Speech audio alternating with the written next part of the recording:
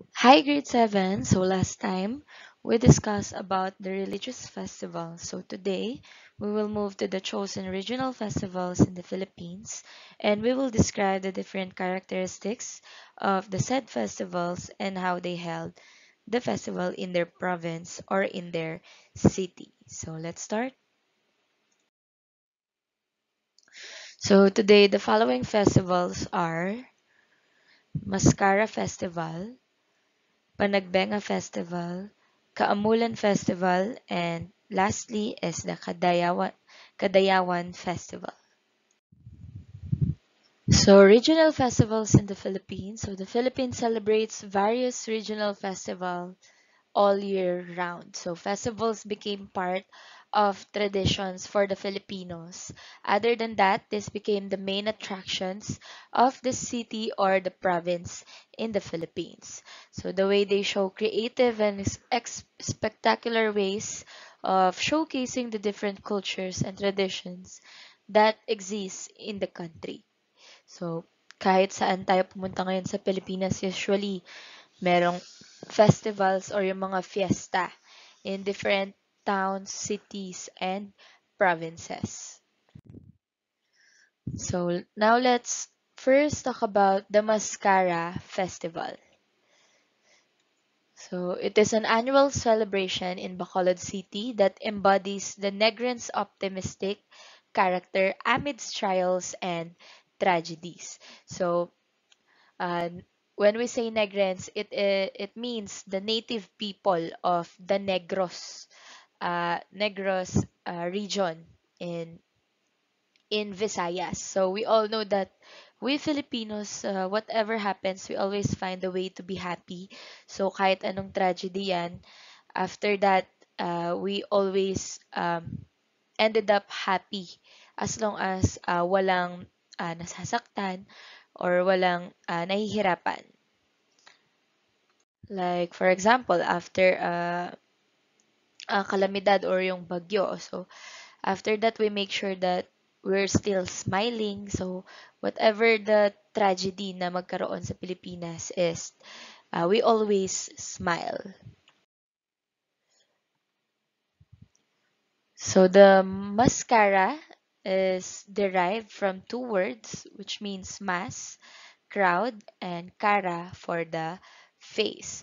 So, to lift the spirits of the locals, they created this festival. So, this bring back the smile on their faces. So, the Mascara Festival use the smiling mask, where wherein it is a declaration of the people of Bacolod City that they will pull through and survive the challenges and tragedies that they are facing. So, ayan yung mga pictures or yung examples ng mga mask na ginagamit nila. Laging naka-smile. So, the people participating in the Mascara Festival wear colorful costumes and masks with smiling faces. So, this festival is celebrated every October in Bacolod.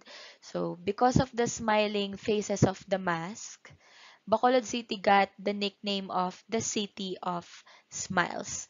And also, the Mascara Festival can trace the roots back in 1980s, and this was born out of crisis. So it was during the time when the province main livelihood sugar, so sila kasi yung sugar capital of the Philippines, so was priced at an all-time low. So bumaba yung benta nila or yung kanilang business when it comes to sugar dahil nagkaroon ng mga iba't ibang alternatives sa market na pwede nilang magamit. And because nga na parang nasad yung mga tao sa Bacolod, they created this Mascara Festival para uh, they will remain happy kung ano man yung maging results ng sales nila, ng mga negosyo nila, ng business nila. So parang nati-turn in to a happy place ulit yung kanilang town, which is the Bacolod or yung province nila na Bacolod. And Dahil nga dun is nakuha nila yung name na City of Smiles.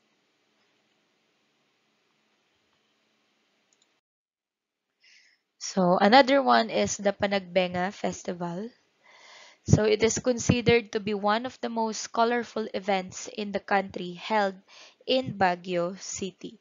So Panagbenga is an annual flower festival celebrated every February in Baguio City, Philippines. So the term Panagbenga comes from the Kanakay term meaning season of blooming.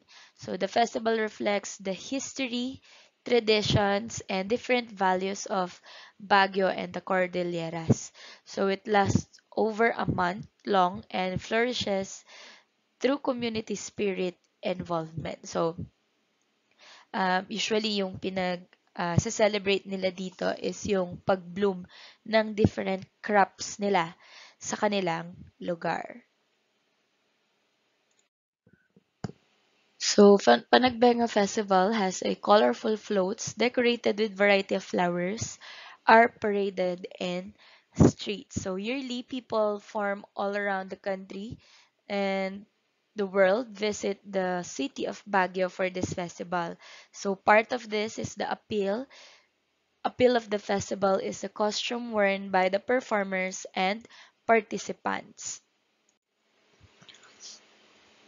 Also, the participants wear costume decorated with flowers and perform dances inspired by Benijan. So the Benijan or the Benjan is a circular dance or circle dance, popularly called uh, Bendayan of the Ibaloy. So this was long known as a dance to celebrate the arrival of successful head hunters of the tribe.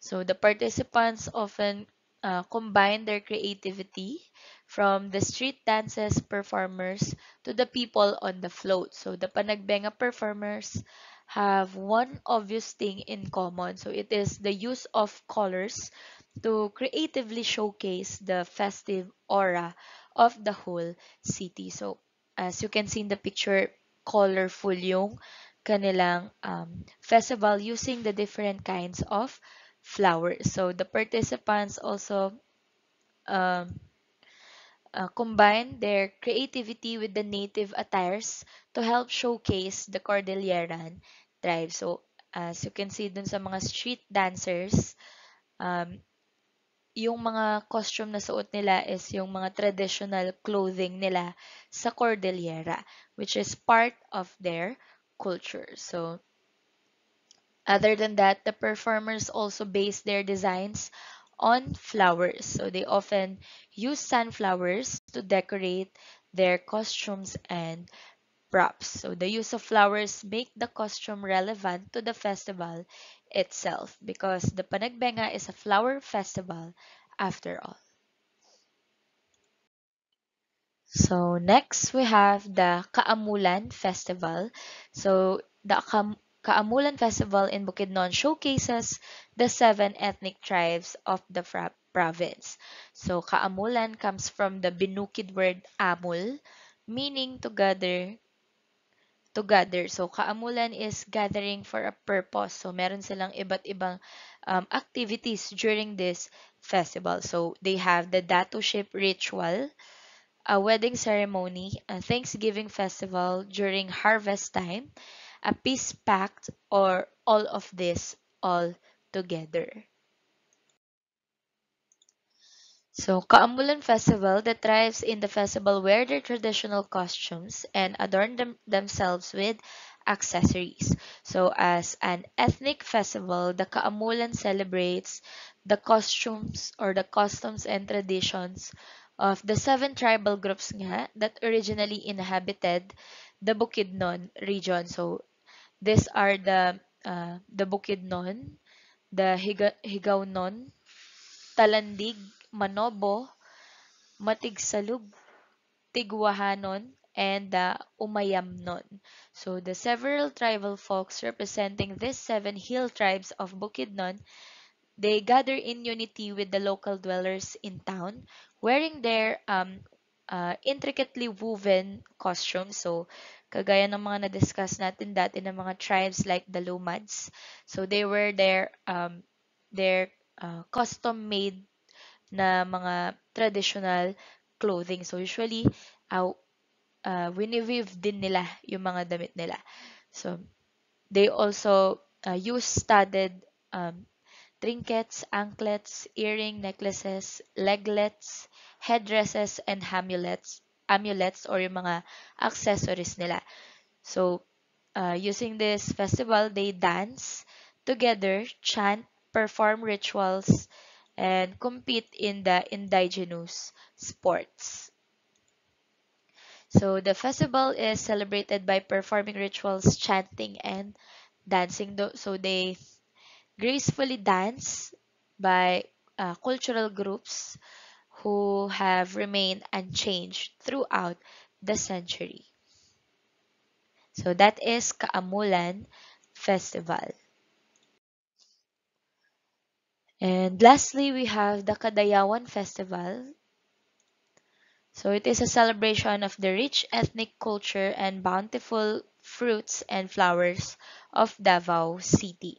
So the festival's name is derived from the Mandayan word Madayaw, meaning treasured or valuable. So as the local use this time to give thanks to the seasons of bountiful harvest. Back in the day, the ethnic tribes of Davao would come together to celebrate abundant crops, performing rituals that paid tribute to the nature gods. So, parang ito yung way nila of giving thanks or giving back to the nature or the gods na pinaniniwalaan nila as uh, dahil nga nakakuha sila ng good harvest in that time. So the participants of the festival wear colorful tribal costumes and perform dances along the streets. So they use to display fruits, vegetables, flowers, rice, and corn grains on their mats at the front of their houses as a sign of respect for the great year that they've had. So they also used to sing and dance as well.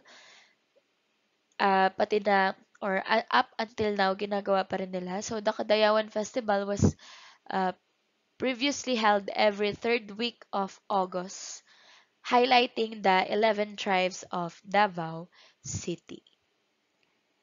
So they also decorate floats that also part of the festival's main attraction.